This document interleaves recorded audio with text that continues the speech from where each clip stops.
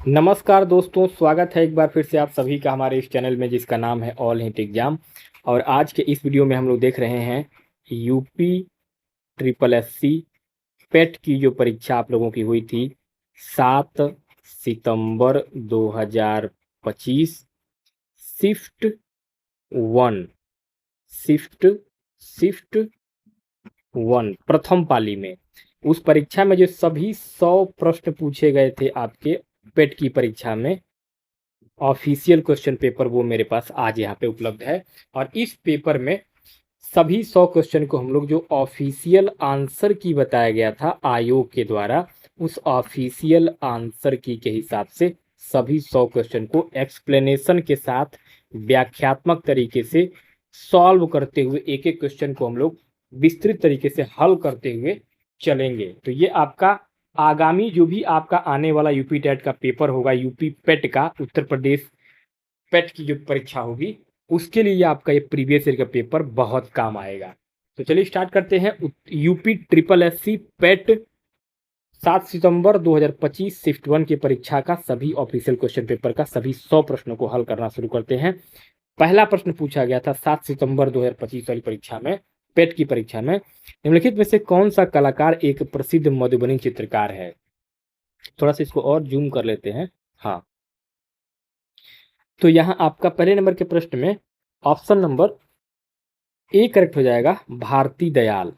क्योंकि भारती दयाल भारत की एक प्रसिद्ध मधुबनी चित्रकार हैं, जिन्हें इस पारंपरिक कला को राष्ट्रीय और अंतर्राष्ट्रीय स्तर पर पहचान दिलाने के लिए जाना जाता है। तो आपका option number A Bharti Dayal correct हो जाएंगे। नेक्स्ट आगे क्वेश्चन नंबर सेकंड पूछा गया है, भारत में थियोसॉफिकल सोसाइटी का नेता कौन था। तो ऑप्शन नंबर ए करेक्ट हो जाएगा, एनी बेसेंट। क्योंकि एनी बेसेंट भारत में थियोसॉफिकल सोसाइटी की प्रमुख नेता थी। उन्होंने जो है वो 1893 में भारत आकर के इस सोसाइटी के विचारों का तेजी से प्रचार प्रसार किया था। इसलिए आपका ऑप्शन नंबर ए एनी बेसेंट करेक्ट हो जाएंगी। नेक्स्ट आगे अगला क्वेश्चन नंबर थर्ड, तीसरा क्वेश्चन पूछा गया है, 1 वाट बराबर है। तो 1 वाट बराबर होता है ऑप्शन नंबर डी, 1 जूल बटे 1 जूल बटे 1 सेकेंड। यानी कि ये फिजिक्स में पावर का, देखिए पावर बराबर क्या होता है, पावर बराबर हो जाएगा आपका वर्क अपॉन टाइम, शक्ति बराबर कार्य बटे समय। तो यहाँ पे क्या होता है, यहाँ पे देखिए पावर की इकाई होती है वाट, पावर की इकाई होती है वाट, और 1 वाट का मतलब होता है 1 जूल ऊर्जा का 1 सेकेंड में उपयोग या प्रवाह होना। तो ऑप्शन नंबर डी आपका करेक्ट हो जाएगा। नेक्स्ट आगे क्वेश्चन नंबर 4, चौथा क्वेश्चन पूछा गया, निम्नलिखित में से कौन भारतीय मानसून को प्रभावित करता है। तो उपयुक्त सभी आपका करेक्ट हो जाएगा, अर्थात अल्नीनो, तिब्बती पठार, जेट स्ट्रीम्स, ये तीनों जो है बहुत ही महत्वपूर्ण भौगोलिक और मौसमी कारक हैं जो भारतीय मानसून प्रणाली को सीधे तौर पर प्रभावित करते हैं। इसलिए आपका ऑप्शन नंबर डी यहाँ पे उपयुक्त सभी करेक्ट हो जाएगा। नेक्स्ट आगे क्वेश्चन नंबर 5, पांचवा क्वेश्चन है कि संविधान के अनुच्छेद 44 में कहा गया है कि भारत के पूरे क्षेत्र में राज्य नागरिकों के लिए डैश डैश सुरक्षित करने का प्रयास करेगा। तो ये करेगा समान नागरिक संहिता। ऑप्शन नंबर आपका डी, समान नागरिक संहिता। देखिए भारतीय संविधान के भाग 4 में, किसमें, भारतीय संविधान के भाग 4 में मौजूद नीति निर्देशक तत्व, यानी कौन सा नीति निर्देशक तत्व को बोलते हैं, डीपीएसपी, नीति निर्देशक तत्वों डीपीएसपी के अंतर्गत अनुच्छेद 44 आर्टिकल 44 में समान नागरिक संहिता यानी कि यूनिफॉर्म सिविल कोड का स्पष्ट रूप से प्रावधान किया गया है। इसलिए आपका ऑप्शन नंबर डी, समान नागरिक संहिता करेक्ट हो जाएगा। आगे क्वेश्चन नंबर 6 पूछा गया है कि भूमिगत चट्टान परतों के लिए प्रयुक्त शब्द क्या है जो भूजल का भंडारण और संचरण करती है। 6 नंबर के प्रश्न में आपका जलभृत, ऑप्शन नंबर आपका बी यहाँ पे करेक्ट हो जाएगा।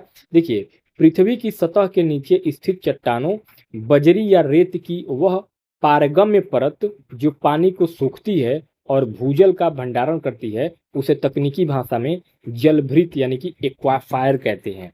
तो ऑप्शन नंबर आपका यहाँ पे बी, एक्वाफायर, जलभृत करेक्ट हो जाएगा। नेक्स्ट आगे 7वां क्वेश्चन, सातवां प्रश्न आपका ये रहा। सातवां क्वेश्चन पूछा गया है, शक्ति और ताकत के प्रतीक किस पक्षी को दिसंबर 2024 में आधिकारिक तौर पर संयुक्त राज्य अमेरिका का राष्ट्रीय पक्षी घोषित किया गया था? तो ये किया गया था bald eagle. Bald eagle option number आपका सी करेक्ट हो जाएगा, बाल्ड ईगल। क्योंकि बाल्ड ईगल लंबे समय से अमेरिका का सांस्कृतिक और ऐतिहासिक प्रतीक रहा है, जिसे आधिकारिक तौर पर राष्ट्रीय पक्षी का दर्जा दे दिया गया। तो ऑप्शन नंबर सी आपका बाल्ड ईगल करेक्ट हो जाएगा। आगे क्वेश्चन नंबर 8।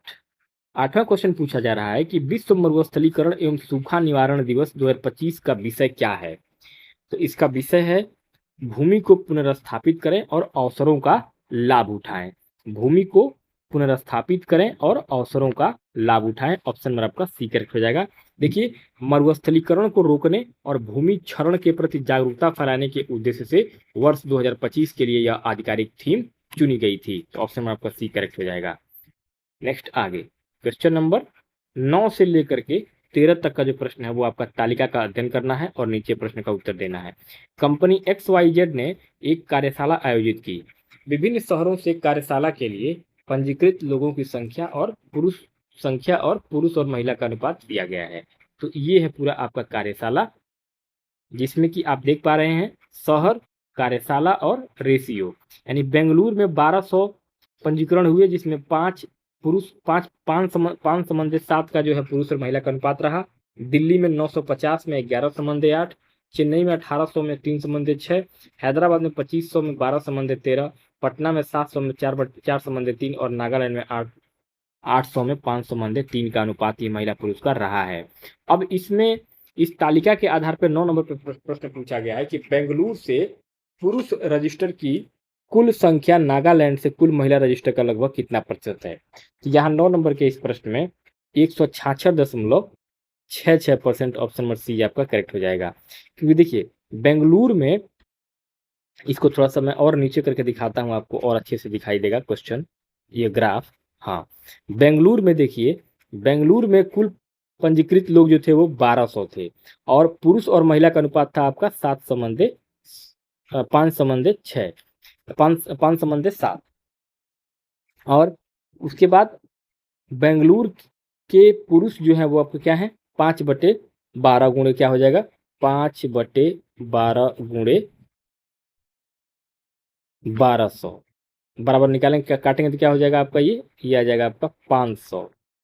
नागालैंड में कुल पंजीकृत लोग कितने हैं? तो नागालैंड में कुल लोग हैं 800, इनका अनुपात है 5 संबंधित 3। तो इसी तरीके से इसको भी निकाल लेंगे, 3/8 कर लेंगे, 3/8 हो जाएगा, 3/8 गुणे 800, 800 लोग हैं। अब इसको हल करेंगे तो ये 300 आपका जो है हो जाएगा। अब प्रतिशत निकालेंगे तो 500/300 कर देंगे, 500/300 गुणे 100 कर देंगे।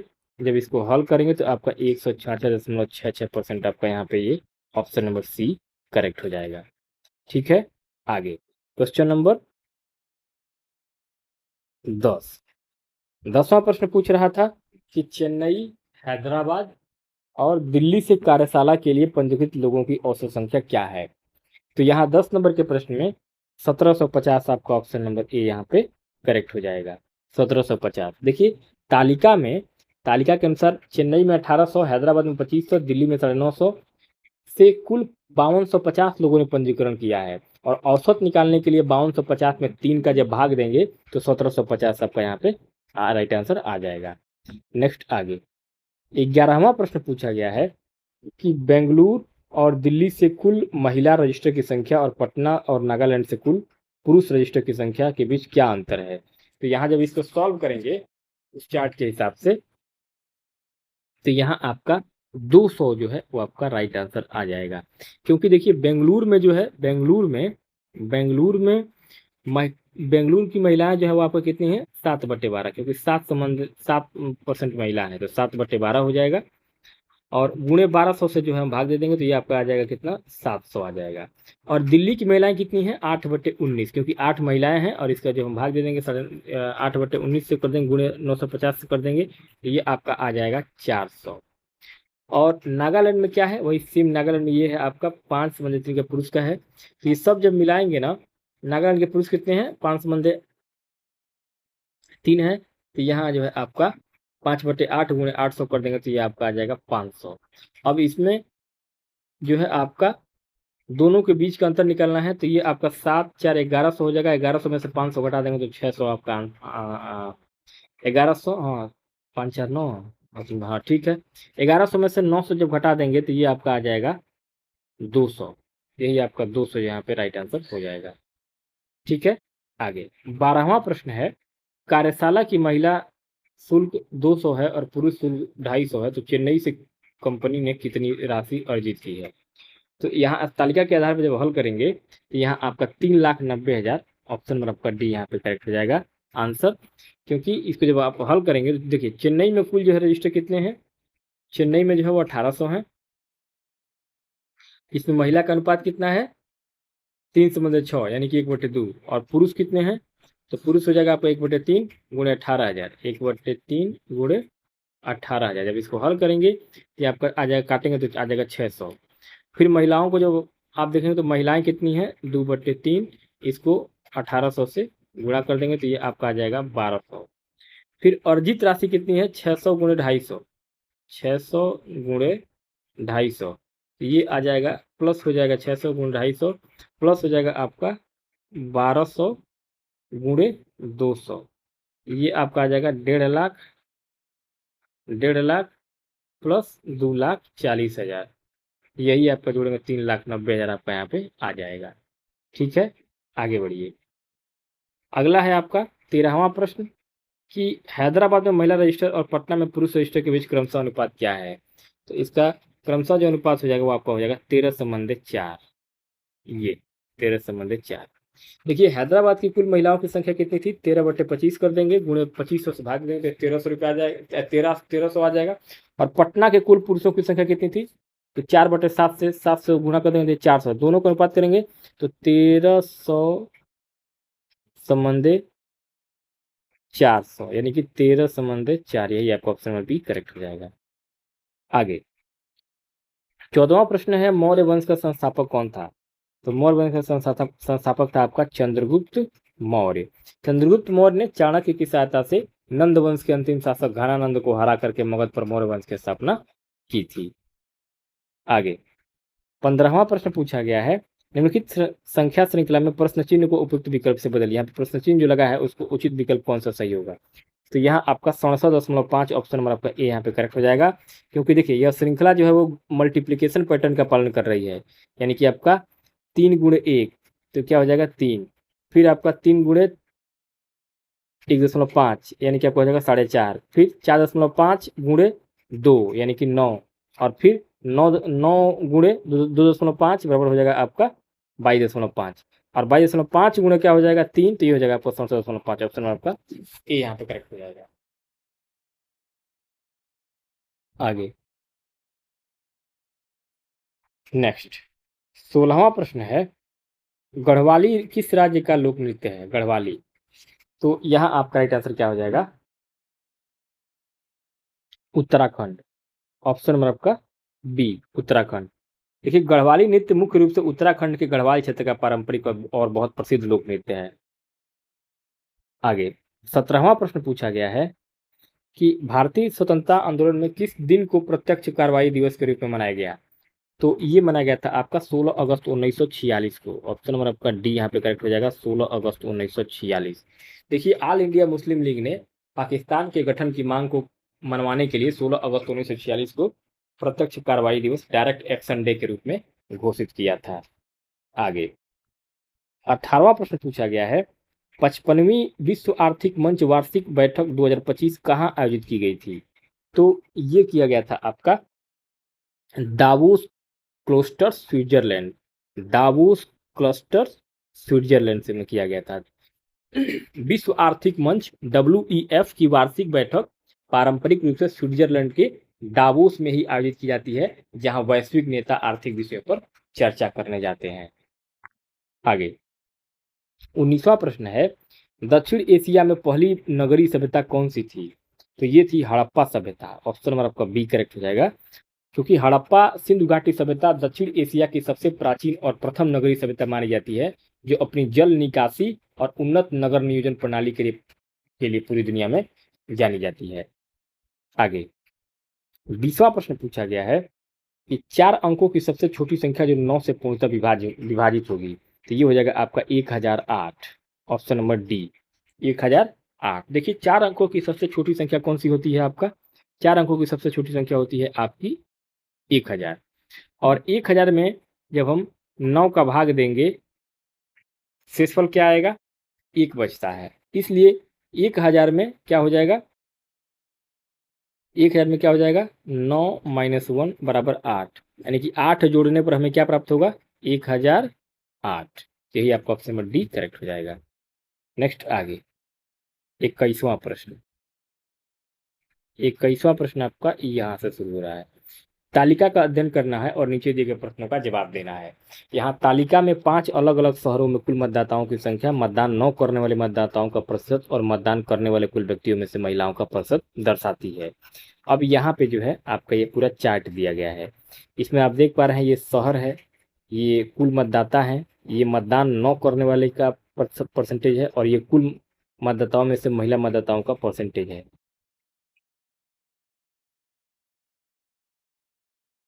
अब इस तालिका में से आपको 21 नंबर पर जो प्रश्न पूछा जा रहा है कि यदि शहर बी से मतदान न करने वाले पुरुषों और महिलाओं का अनुपात 5:4 है, तो शहर बी से कुल पुरुष मतदाताओं और कुल महिला मतदाताओं का अनुपात क्या होगा? तो यहाँ आपका राइट आंसर हो जाएगा 124 संबंधे 101, ऑप्शन नंबर ए। देखिए शहर बी में कुल मतदाता कितने थे? 13,500, जिनमें से मतदान न करने वाले थे लगभग आपका 20%, यानी कि लगभग 2700 जो है वोट नहीं दिए। मतदान करने वाले 80% लोग कितने थे? लगभग 10,800। अब इसका 45%, यानी कि इसका 10,800 का 45% निकालेंगे तो ये हो जाएगा आपका 4860। तो अब मतदान करने वाले पुरुष कितने हो जाएंगे? टोटल 4860 और 2700 जोड़ देंगे तो ये कितना हो जाएगा आपका? 5940 हो जाएगा, ये 5940। अब इसमें मतदान न करने वाले कितने हैं? 2700। तो 2700 में 5:4 के अनुपात से पुरुष कितने हो जाएंगे? आपके 1500 और महिलाएं कितनी हो जाएंगी? 1200। अब कुल पुरुष कितने हैं? 5940 और प्लस हो जाएगा आपका 1500, यानी कि टोटल 7440 हो जाएंगी पुरुष, और कुल महिलाएं कितनी हो जाएंगी? 4860 प्लस 1200, यानी कि 60,060। तो अब इनका अनुपात क्या हो जाएगा? इनका अनुपात हो जाएगा आपका 7440 अनुपात हो जाएगा आपका 7440 संबंधे 60-60। अब इसको जब काटेंगे तो ये हो जाएगा आपका 124 संबंधे 101। ठीक है। आगे 22वां प्रश्न है, शहर बी से मतदान करने वाले पुरुषों और महिलाओं का अनुपात क्या होगा? तो यहाँ जो है 11:9 होगा। ऑप्शन नंबर आपका ए यहाँ पे करेक्ट हो जाएगा, 11:9। क्योंकि देखिए पिछले प्रश्न में जो हम लोग हल किए थे, शहर बी में मतदान करने वाले पुरुष जो थे वो कितने थे? 5940 थे। और मतदान करने वाली महिलाएं कितनी थी? महिलाएं थी आपके, ये आपके पुरुष थे, और महिलाएं थी आपका 4860 जो है वो महिलाएं थी। ठीक है। अब इनका अनुपात क्या था? 5940 संबंधे 4860। अब इसको सरल करेंगे तो ये कितना आ जाएगा? 99 संबंधे 81। यही आपका, इसको जब सरल करेंगे तो अब क्या हो जाएगा? 11 संबंधे 9। यही आपका ऑप्शन नंबर ए यहाँ पे करेक्ट हो जाएगा। आगे 23वां प्रश्न पूछा गया है कि शहर ए, सी और ई से मतदान न करने वाले मतदाताओं की औसत संख्या क्या है? तो यहाँ आपका हो जाएगा 2930। ऑप्शन नंबर आपका सी से हो जाएगा, क्योंकि देखिए शहर ए में मतदान न करने वाले 30,000 टोटल थे। अब 30,000 का 15% निकालेंगे तो ये हो जाएगा आपका 4500। अब शहर सी में 28,000 का 18% निकालेंगे तो ये हो जाएगा आपका 5040। अब शहर ई में 32,500 में से 6% लोग जो वोट नहीं दिए तो उनका परसेंटेज हो जाएगा आपका 1950। अब तीनों का जब जोड़ लेंगे तो ये हो जाएगा आपका 11,490। अब 11,490 और इसे जब 3 से भाग दे देंगे तो ये आपका आ जाएगा 3830। यही आपका ऑप्शन नंबर सी है, 3830 करेक्ट हो रहा है। आगे 24वां प्रश्न। 24वां प्रश्न है कि शहर ए, बी और सी में कुल कितने लोगों ने मतदान किया। तो यहाँ पे देखेंगे तो 59,260 लोगों ने टोटल मतदान किया है। ऑप्शन नंबर आपका देखिए यहाँ पे 25,500, 10,800, 22,960, ये तीनों जोड़ देंगे तो यहाँ पे आपका निकल जाएगा। यानी कि शहर ए में मतदान करने वाले कितने थे, 30,000 का 85% यानी कि 25,500, और शहर बी में मतदान करने वाले कितने थे, 13,500 का 80% यानी 10,800, और शहर सी में मतदान करने वाले कितने थे, 28,000, और 28,000 का 82% लोग मतदान दिए थे, तो ये हो जाएगा आपका 22,960। तो इन तीनों को जब जोड़ लेंगे तो ये आपका आ जाएगा 59,260। आगे 25वां प्रश्न पूछा गया है, शहर ई से मतदान करने वाले पुरुषों और शहर बी से मतदान करने वाली महिलाओं की संख्या के बीच का अंतर क्या होगा। तो यहाँ इसका अंतर क्या हो जाएगा, अंतर हो जाएगा 13,470, 13,470 ऑप्शन आपका बी। क्योंकि देखिए शहर ई में मतदान करने वाले कुल लोग जो थे वो 32,500 थे। अब उनका जब 94% निकालेंगे तो ये हो जाएगा आपका, उसका 94% जब निकालेंगे तो ये हो जाएगा आपका 30,550। फिर आपका महिलाएं उनमें से थी 30,550 का 40%, जब 40% महिलाएं थी तो 30,550 का जब 40% निकालेंगे तो वो हो जाएगा आपका 12,220। अब शहर ई के पुरुष में जब महिलाओं का वो परसेंटेज घटाएंगे तो ये आ जाएगा आपका 18,330। अब शहर बी में मतदान करने वाली महिलाएं कितनी थी, 10,800 का 45% निकालेंगे तो ये हो जाएगा आपका 4,860, और दोनों के बीच का अंतर निकालेंगे तो 18,330 माइनस हो जाएगा आपका 4,860। अब ये इसका अंतर आ जाएगा आपका 13,470। यही आपका 13,470 यहाँ पे करेक्ट हो जाएगा। आगे 26 से लेकर के 30 तक का जो प्रश्न है, 4 क्वेश्चन, वो आपका अब इस ग्राफ से है। निम्नलिखित जानकारी को ध्यानपूर्वक अध्ययन करिए और संबंधित प्रश्न का उत्तर दीजिए। निम्नलिखित में से रेखा ग्राफ निम्नलिखित वर्षों के दौरान विभिन्न दुकानों द्वारा बेची गई शर्टों की कुल संख्या के बारे में डेटा का प्रतिनिधित्व करती है। अब यहाँ पे जो है आपका एक डायग्राम है, यहाँ पे देखिए ये शर्ट बने हैं 2021 में 2200, 2022 में जो है आपका 22 और 1800 के बीच में है, 23 में कुछ इस तरीके से, 24 में कुछ इस तरीके से, 25 में कुछ इस तरीके से है।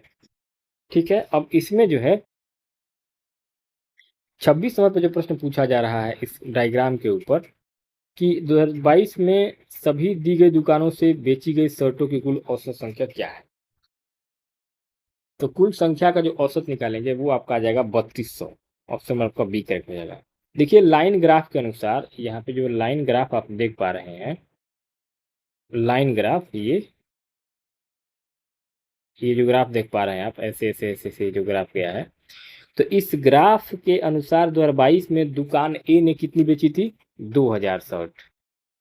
दुकान बी ने कितनी बेची थी, 3600। दुकान सी ने 4000। तो कुल संख्या जोड़ेंगे तो 2000, 3600 और 4000 जब जोड़ेंगे तो ये आपको कितना हो जाएगा, 9600 हो जाएगा। कितना हो जाएगा, 9600। अब औसत निकालने के लिए इसे 3 दुकानों से क्या करेंगे, भाग दे देंगे। तो 9600 में 3 से भाग देंगे क्या आ जाएगा, 3200। यही आपका राइट आंसर हो जाएगा, 3200। ठीक है, आगे 27वां प्रश्न।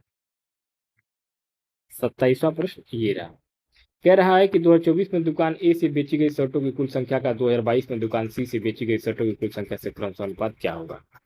तो इसका अनुपात होगा आपका 4:5। ऑप्शन नंबर आपका सी। देखिए इस ग्राफ में जो दिया गया था, ग्राफ के अनुसार 2024 में दुकान ए के द्वारा बेची गई शर्टों की संख्या कितनी थी, टोटल 3200 थी। दुकान ए के द्वारा बेचा गया, ए के द्वारा बेचा गया। वहीं 2022 में दुकान सी के द्वारा बेची गई शर्टों की संख्या कितनी थी, 4000। 4000 सी ने बेचा था। अब इनका अनुपात निकालेंगे तो 3200 संबंधित 4000, जब इसको सरल करेंगे तो ये आपका आएगा 4:5। यही आपका ऑप्शन सी यहाँ पे करेक्ट हो जाएगा। आगे 28वां प्रश्न है, 2022 और 2024 में दुकान बी से बेची गई शर्टों की कुल संख्या और उसी समय अवधि में दुकान ए से बेची गई शर्टों की कुल संख्या के बीच का अंतर क्या होगा। तो यहाँ पे आपका अंतर हो जाएगा 1800। ऑप्शन नंबर ए सही हो जाएगा। इसमें देखिए 2022 दुकान बी के द्वारा 2022 और 2024 में बेची गई शर्टों की संख्या जो हो जाएगी आपका 3600 और 3400, टोटल हो जाएगा आपका 7000। 7000 जो है शर्ट वो 2 साल में बेचा है 2022 और 24 में। किसने किसने बेचा है? दुकान बी ने बेचा है, दुकान बी ने। फिर इसके बाद दुकान ए ने कितना बेचा है? दुकान ए ने बेचा है 2022 और 24 में बेची गई कुल संख्या कितनी है? 2000 बेचा है 2022 में और 3200 बेचा है 2024 में, तो ये हो जाएगा आपका 5200। अब दोनों के बीच यानी कि 7000 में से आप 5200 घटा दीजिए, यही आपका 1800 राइट आंसर आ जाएगा। आगे 29वां प्रश्न पूछा गया है कि 2023 में दुकान बी और सी से बेची गई शर्टों की कुल संख्या 2025 में उन्हीं दुकानों से बेची गई शर्टों की कुल संख्या का लगभग कितना परसेंट है? तो ये है आपका 121% है, ऑप्शन नंबर ए करेक्ट हो जाएगा। 121% है, क्योंकि 2023 में दुकान बी और सी की कुल शर्ट जो है बिकी थी 4200 और 2600, यानी कि टोटल बिका था आपका 6800 शर्ट बिका था। किसका? बी और सी का मिला करके। और 2025 में दुकान बी और सी कुल मिला करके बेचे थे 1800 और 2900, यानी कि 5600। अब परसेंटेज जब निकालेंगे इसका तो 6800 बटे हो जाएगा आपका 5600 गुणे हो जाएगा आपका 100, ये आ जाएगा आपका 121.42%। यही आपका 121% करेक्ट हो जाएगा। आगे 30वां प्रश्न है कि 2021 में सभी दी गई दुकानों से बेची गई शर्टों की कुल संख्या और 2023 में सभी दी गई दुकानों से बेची गई शर्टों की कुल संख्या का कौन सा अनुपात क्या होगा? तो इसका अनुपात होगा 35:43, ऑप्शन नंबर आपका ए। क्योंकि 2021 में कुल बेची गई शर्ट कितने थे? 2400, चार्ट में सब दिया हुआ है 2400। और बी ने कितने बेचे थे? 3000। 3000। सी ने कितना बेचा था? 1600। तो टोटल जब जोड़ेंगे तो कितना हो जाएगा? ये आपका 7000 हो जाएगा। और 2023 में कुल बेची गई शर्ट कितनी थी? ए बी और सी तीनों का मिला करके हो जाएगा आपका ये 8600। अब 7000 संबंधित 8600, जब इसको 200 से काटेंगे तो ये आपका 35 संबंधित 43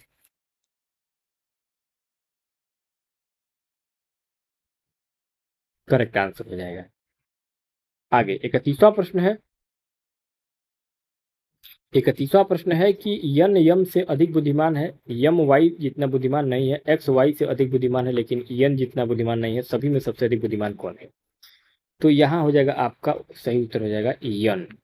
क्योंकि देखिए इसमें क्या है, कथनों में जो हम क्रम बना रहे हैं वो आपको बना रहे हैं कि यन जो है यम से बुद्धिमान है, और फिर वाई जो है ये आपका यम से बुद्धिमान है, एक्स जो है ये आपका वाई से बुद्धिमान है, और एन जो है ये आपका एक्स से बुद्धिमान है। अब इन सभी को मिलाएंगे तो यहाँ पे सबसे लंबा जो निकलेगा वो आपका एन निकलेगा।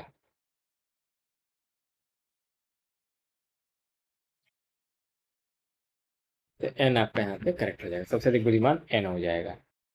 आगे 32वां प्रश्न है कि भारत के संविधान का भाग 1 है, तो भाग 1 जो है वो आपका संघ और उसका क्षेत्र है। ऑप्शन नंबर आपका बी यहाँ पे करेक्ट हो जाएगा। भारतीय संविधान का भाग 1 अनुच्छेद 1 से 4 तक भारत अर्थात संघ और उसका राज्य क्षेत्र का वर्णन करता है। आगे 33वां प्रश्न है कि एशिया प्रशांत आर्थिक सहयोग एपीई का मुख्यालय कहाँ है? तो इसका मुख्यालय है सिंगापुर में। कहाँ है? सिंगापुर में। देखिए एशिया प्रशांत आर्थिक सहयोग एपीईसी जो प्रशांत रीम के 21 सदस्य देशों का एक क्षेत्रीय आर्थिक मंच है, इसका मुख्यालय सिंगापुर में है। 34वां प्रश्न है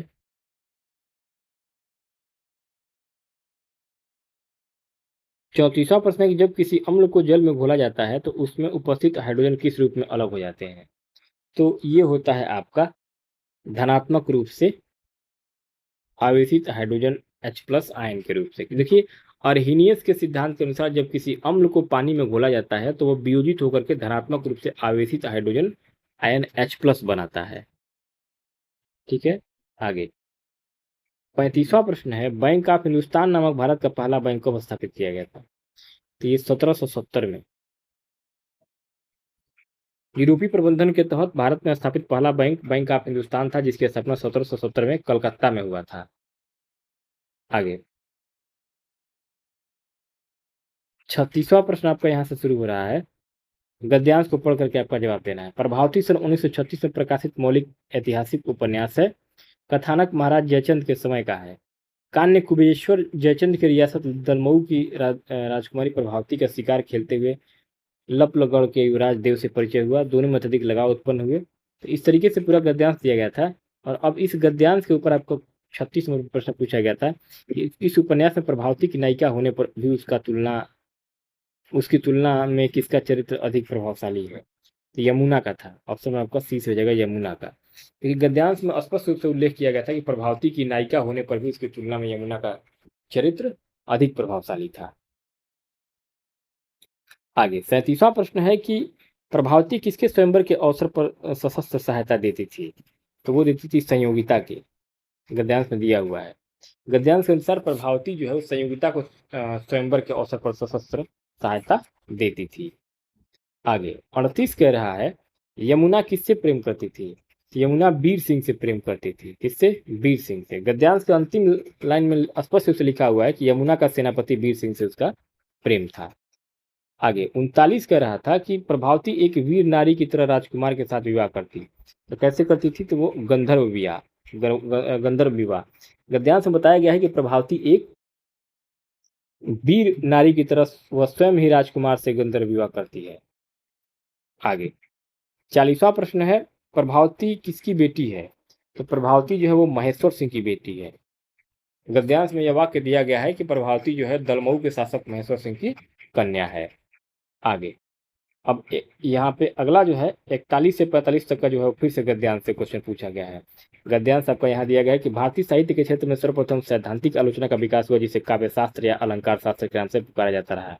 उपलब्ध ग्रंथों में प्राचीनतम रचना भरत मुनि के द्वारा रचित नाट्य शास्त्र है। तो ये पूरा गद्यांश जो है वो इस तरीके से दिया गया था। अब इस गद्यांश के ऊपर आपको क्वेश्चन पूछा गया 41 नंबर पे कि परवर्ती युग में वामन द्वारा रीति संप्रदाय की, कुंतक के द्वारा वक्रोक्ति संप्रदाय की तथा आनंद वर्धनाचार्य के द्वारा किस संप्रदाय की प्रतिष्ठा हुई थी। तो ये हुआ था आपका ध्वनि का। ऑप्शन नंबर आपका ए करेक्ट हो जाएगा, ध्वनि। क्योंकि दूसरे गद्यांश के अनुसार आनंद वर्धनाचार्य द्वारा ध्वनि संप्रदाय की प्रतिष्ठा सबसे ज्यादा हुई थी।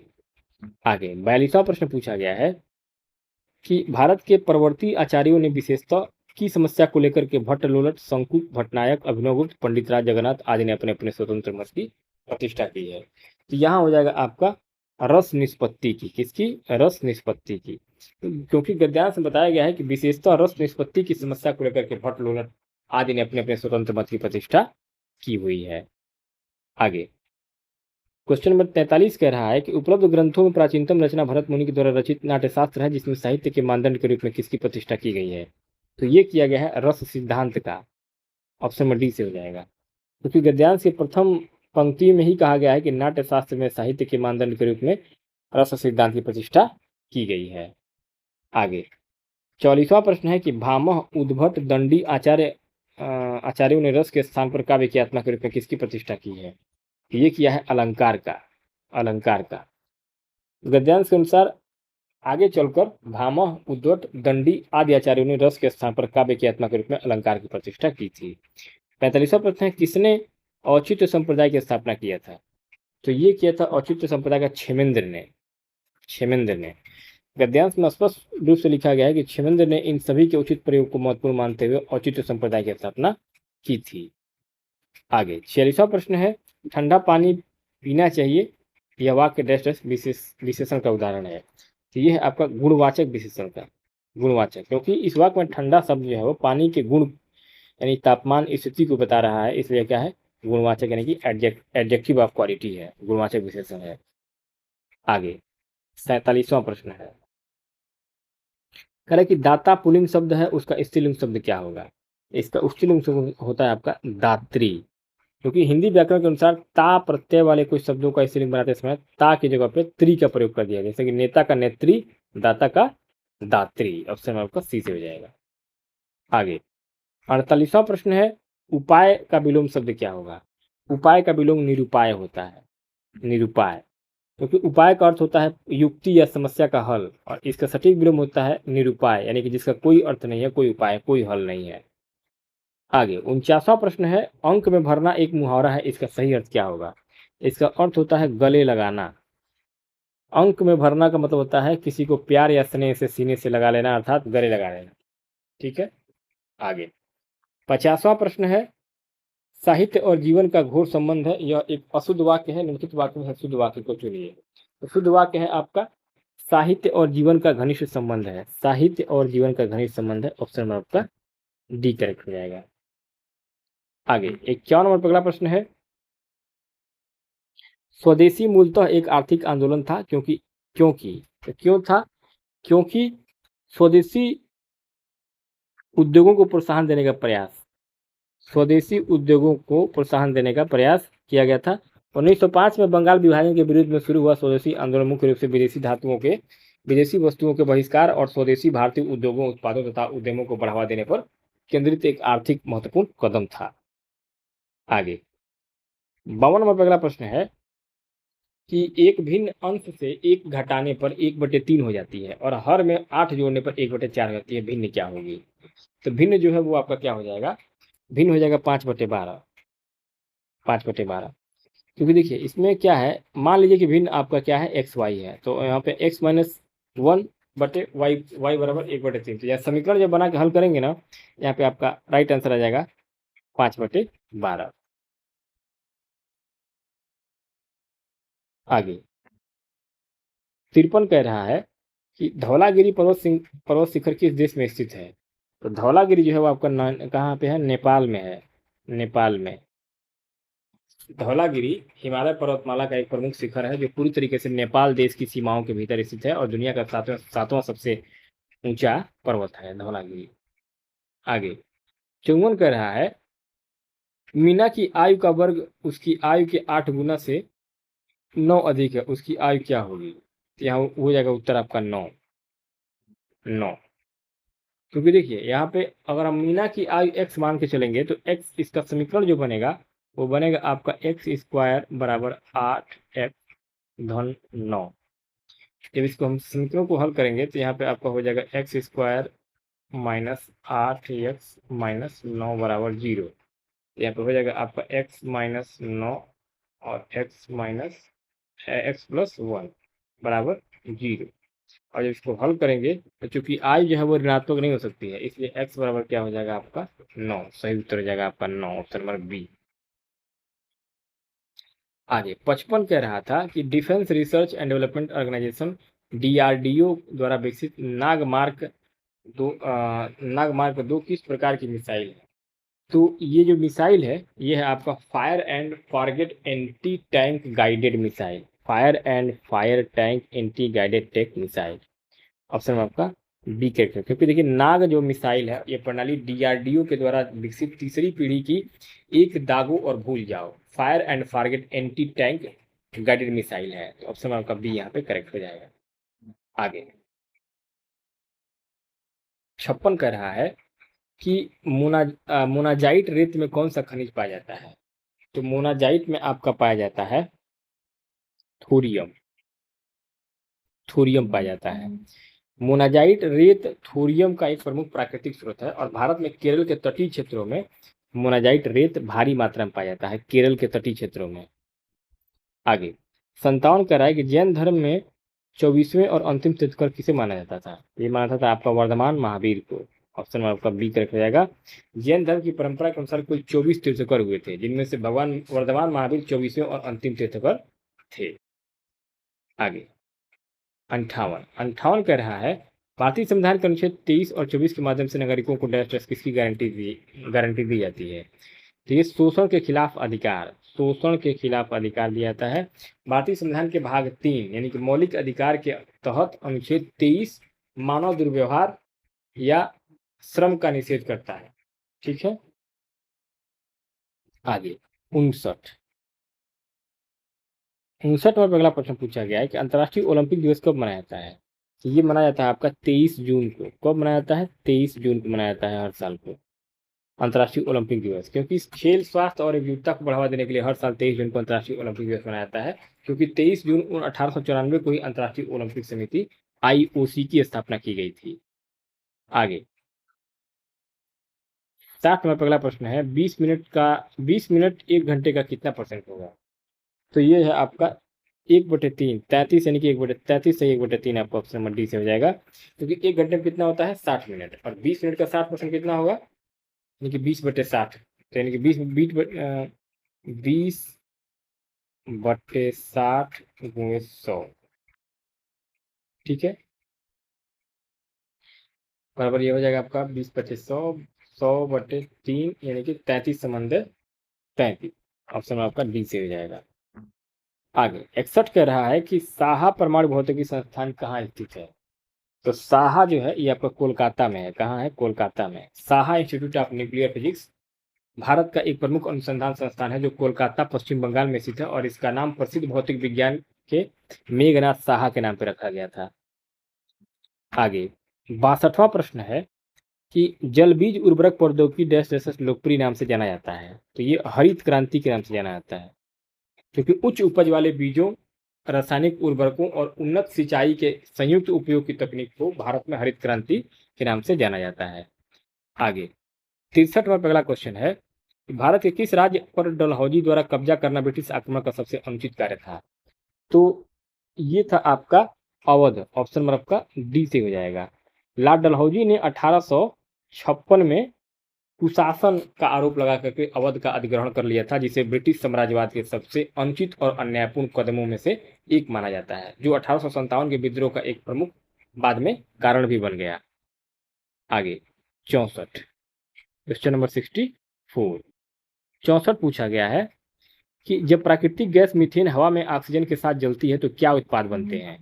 तो इसके साथ जो बनता है वो बनता है आपका कार्बन डाइऑक्साइड और जल, कार्बन डाइऑक्साइड और जलवाष्प, ऑप्शन आपका बी से हो जाएगा।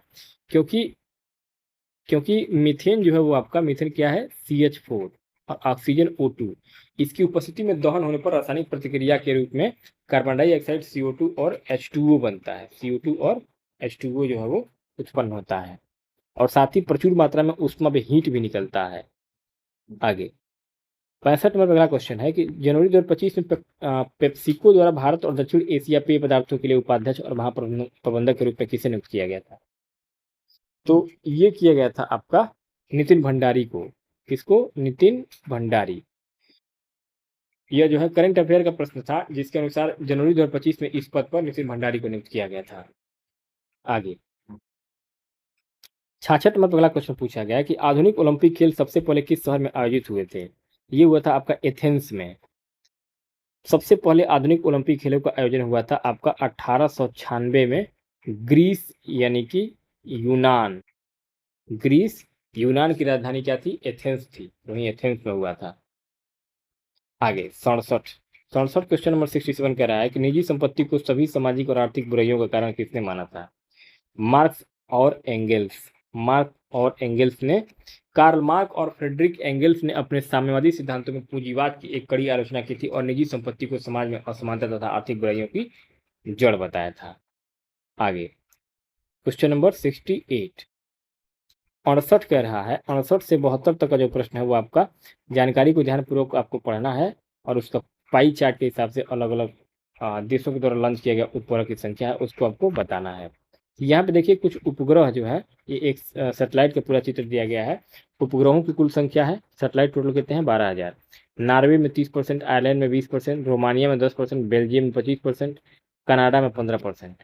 तो इसके हिसाब से ये पूरा सेटेलाइट के आधार पे आपका ये क्वेश्चन पूछा गया है कि आयरलैंड, बेल्जियम और नॉर्वे की तरफ प्रक्षेपित उपग्रहों की औसत संख्या क्या होगी? तो ये औसत एवरेज निकालेंगे, बहुत शानदार क्वेश्चन है, बहुत इजीली निकल जाएगा। 3000 आपका इसमें राइट आंसर आ जाएगा जब इसको आप हल करेंगे, एवरेज निकालेंगे। तीनों सबसे सिंपल है, एवरेज निकालना क्या होता है, तीनों को जोड़ देंगे, 2400 प्लस 3000 प्लस हो जाएगा आपका 3600, ये टोटल जोड़ेंगे तो कितना हो जाएगा? 9000। अब इसका बटे 3 कर देंगे तो ये आपका आ जाएगा 3000, यही आपका राइट आंसर हो जाएगा 3000। आगे 79 कह रहा है, सॉरी 69, 69 कह रहा है कि कनाडा के द्वारा प्रक्षेपित दूरस्थ और संचार उपग्रहों की संख्या का अनुपात 3:2 है। कनाडा के द्वारा प्रक्षेपित संचार उपग्रह की संख्या ज्ञात करिए। केवल कनाडा के द्वारा प्रक्षेपित दूरस्थ संचार उपग्रहों पर विचार करिए। यहाँ 69 में आपका हो जाएगा 720, क्योंकि कनाडा के द्वारा प्रक्षेपित कुल उपग्रह कितने थे? 15%, यानी कि 1800। और संचार उपग्रहों का हिस्सा कितना था? 2/5। तो अनुपात क्या हो जाएगा आपका? 3:2, यानी कि 1800 का 2/5 निकालेंगे तो ये आपका 720 आ जाएगा। ऑप्शन में आपका डी करेक्ट हो जाएगा।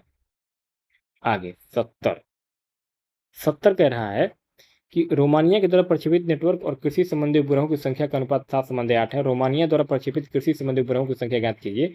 केवल रोमानिया के द्वारा प्रक्षेपित नेटवर्क और कृषि संबंधी उपग्रहों पर विचार करना है आपको। तो पाई चार्ट के हिसाब से देखेंगे तो 640 आपका राइट आंसर आ जाएगा, ऑप्शन नंबर डी। क्योंकि रोमानिया में कुल ग्रह जो है आपके 10% जो प्रक्षेपित किए गए थे। 10% मतलब कितना है? 1200। और कृषि उपग्रहों का अनुपात कितना था? 8 है। तो कुल आपका कितना हो जाएगा? 8 7 15 हो जाएगा। तो यहाँ पे 8/15 यानी कि 8/15 गुणे हो जाएगा आपका 1200 बराबर हो जाएगा आपका 640। यही राइट आंसर हो जाएगा। आगे 71 कह रहा है 71 कह रहा है कि बेल्जियम के द्वारा प्रक्षेपित उपग्रहों की संख्या नॉर्वे द्वारा प्रक्षेपित उपग्रहों की संख्या का कितना है? तो पाई चार्ट में देखेंगे तो ये आपका हो जाएगा 83.33%। ऑप्शन में आपका बी 83.33%। क्योंकि बेल्जियम का प्रतिशत हिस्सा कितना था? 25% था नॉर्वे का, 25%। और नॉर्वे का कितना था? 30% था। तो सीधे प्रतिशत निकालेंगे कितना हो जाएगा? 25/30 गुणे के क्या हो जाएगा आपका 100। तो ये हो जाएगा आपका 5/6 गुणे 100 बराबर हो जाएगा आपका 83.33%। आगे 72 कह रहा है कि भारत द्वारा प्रक्षेपित उपग्रहों की संख्या आयरलैंड के द्वारा प्रक्षेपित उपग्रहों की संख्या से 20% अधिक है। भारत और रोमानिया द्वारा प्रक्षेपित उपग्रहों की संख्या के बीच अंतर ज्ञात करिए। तो पाई चार्ट के हिसाब से अंतर ज्ञात करेंगे तो 1680 आएगा। ऑप्शन नंबर ए हो जाएगा। क्योंकि आयरलैंड के उपग्रह कितने थे? आयरलैंड के उपग्रह थे टोटल 2400। भारत का कितना था? भारत के उपग्रह 2400 का कितना हो जाएगा? 120% बराबर हो जाएगा आपका 2880। और रोमानिया का उपग्रह कितना था? 10% यानी कि 1200। अब 1200 दोनों का अंतर क्या हो जाएगा? 2880 माइनस हो जाएगा आपका 1200। ये हो जाएगा आपका 1680। यही आपका ऑप्शन नंबर ए करेक्ट हो जाएगा। आगे 73 कह रहा है कि बुद्ध ने दुख से मुक्ति पर अपना पहला उपदेश कहाँ दिया था? तो बुद्ध ने दिया था आपका कहाँ पे? सारनाथ में। महात्मा बुद्ध ने ज्ञान प्राप्ति के बाद अपना पहला उपदेश वाराणसी के निकट सारनाथ में दिया था, जिसे बौद्ध ग्रंथों में धर्म चक्र प्रवर्तन कहा गया। आगे 74 कह रहा था कि यदि 3x - 14 बराबर 4 है तो x का मान क्या होगा? बहुत सिंपल है दोस्तों, आपका 6 यहाँ पर राइट आंसर आ जाएगा। क्योंकि यहाँ पे आप जब इसको हल करेंगे तो ये हो जाएगा आपका 3x - 14 बराबर 4।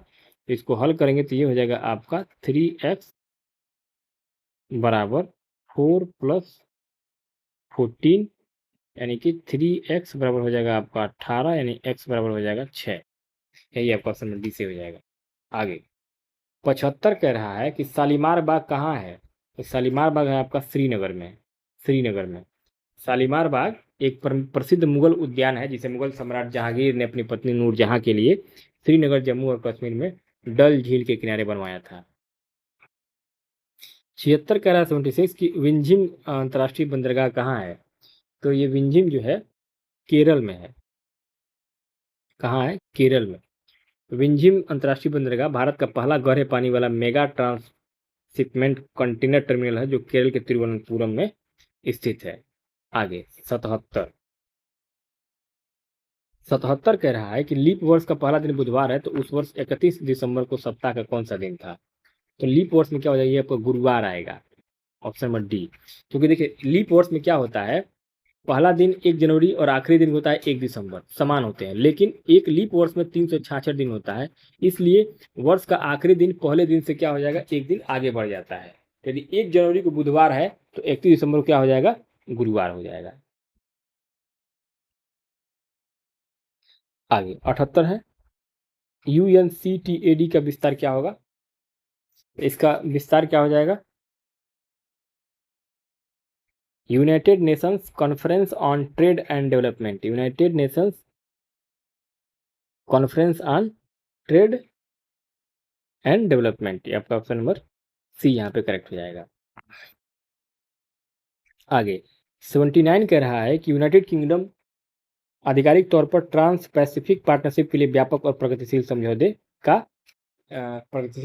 का ये 12वां सदस्य कब बना? ये बना था आपका 15 दिसंबर 2024 को। 15 दिसंबर 2024 को बना था, क्योंकि यह अंतर्राष्ट्रीय करंट अफेयर का क्वेश्चन था। तो यूनाइटेड किंगडम यूके जो है 15 दिसंबर 2024 को आधिकारिक रूप से इंडो पैसिफिक ट्रेड ब्लॉक का 12वां सदस्य बना था।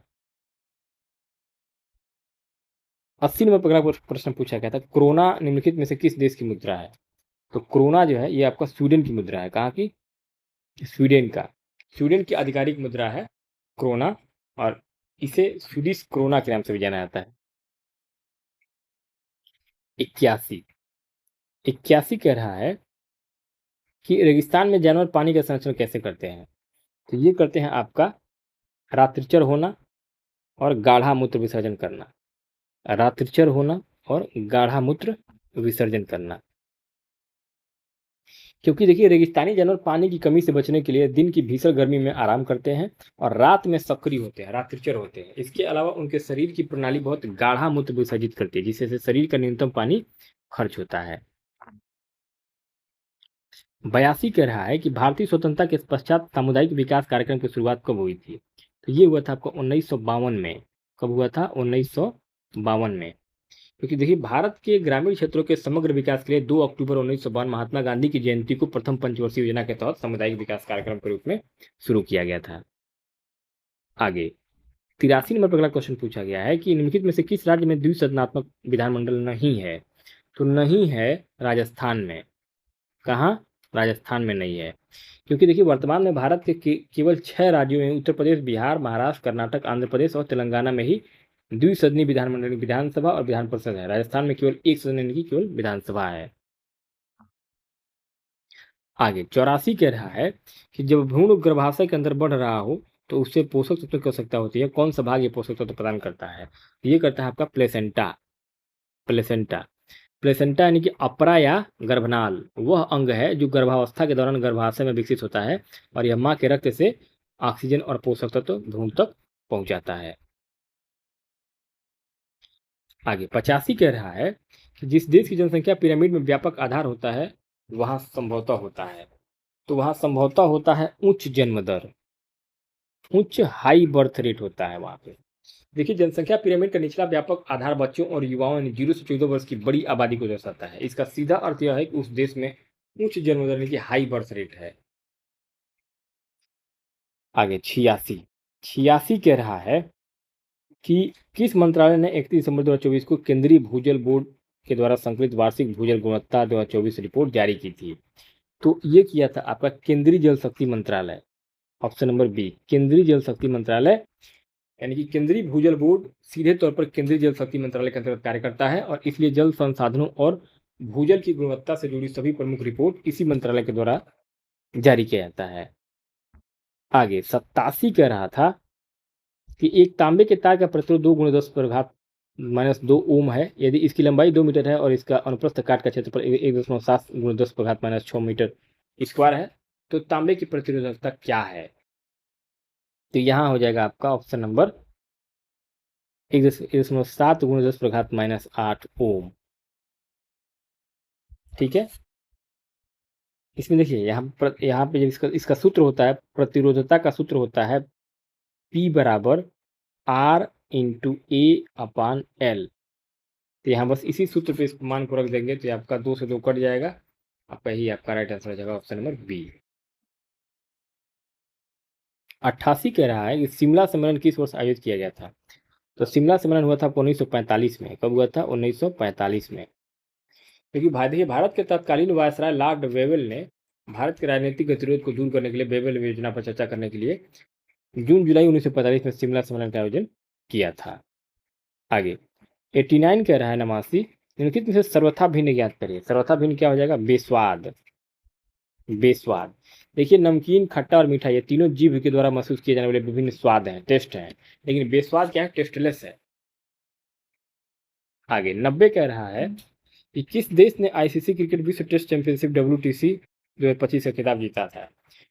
तो ये जीता था आपका दक्षिण अफ्रीका।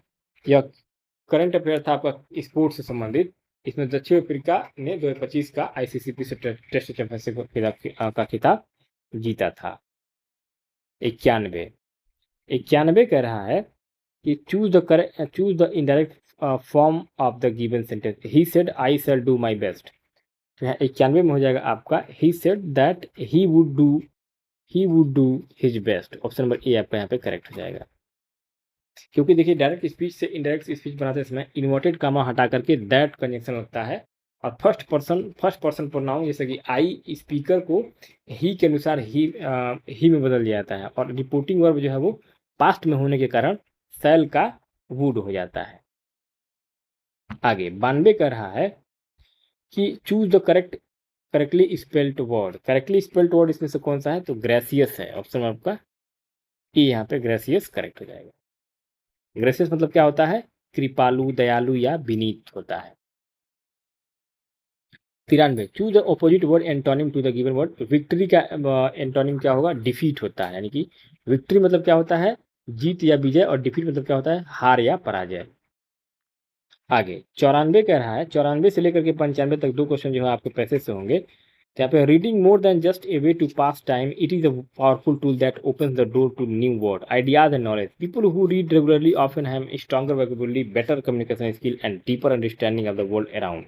कह रहा है कि पढ़ना जो है सबसे जरूरी होता है। अगर आप डेली पढ़ते हैं तो आपके पास बहुत सारा वोकैबुलरी यानी बहुत सारा मीनिंग याद होगा, आपकी कम्युनिकेशन स्किल बेहतर होगी, आपका अंडरस्टैंडिंग पावर अच्छा होगा। तो इसी के ऊपर पूरा ये आपका गद्यांश दिया गया था, समझने के ऊपर, पढ़ने के ऊपर। तो अब इसमें इस गद्यांश के ऊपर आपका 94 नंबर पर क्वेश्चन पूछ रहा था कि according to the passage what is one benefit of reading fiction. पढ़ने का क्या अर्थ है, पढ़ने का क्या फायदा होता है? ये हो जाएगा इट इंक्रीज इम्पैथी।